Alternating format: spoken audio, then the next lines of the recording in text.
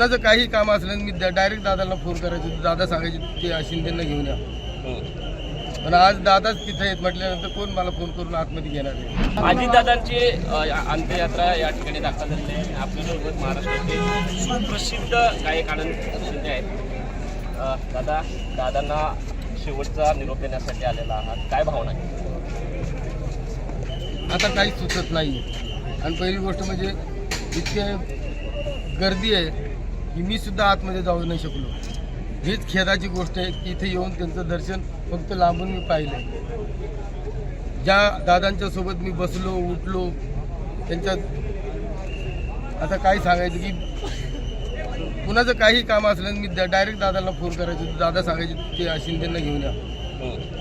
पण आज दादाच तिथे येत म्हटल्यानंतर कोण मला फोन करून आतमध्ये घेणार आहे. दादांना शेवटचंही भेटता येत नाहीये, काय कुठल्या गीतांनी शेवटची आदरांजली करते?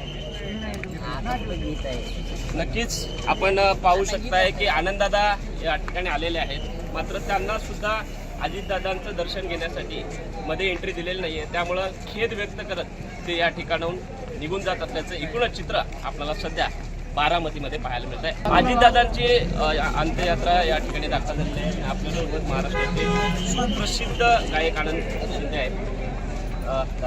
दादांना शेवटचा निरोप देण्यासाठी आलेला आहात, काय भावना आहे?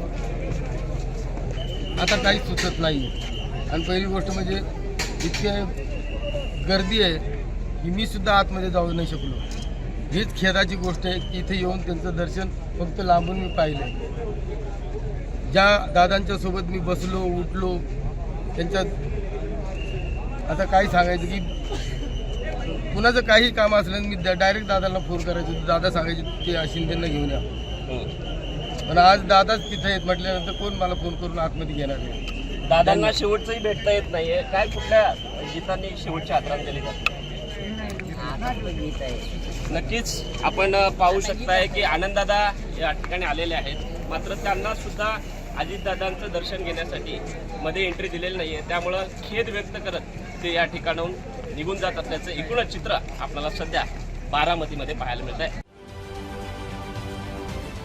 महाराष्ट्रातील सर्व बातम्यांचे विश्वासार्ह व्यासपीठ, सकाळच्या सर्व सोशल मीडिया प्लॅटफॉर्मला लाईक, फॉलो आणि सबस्क्राईब करा. तसंच सर्व नोटिफिकेशनसाठी बेल आयकॉन प्रेस करायला विसरू नका.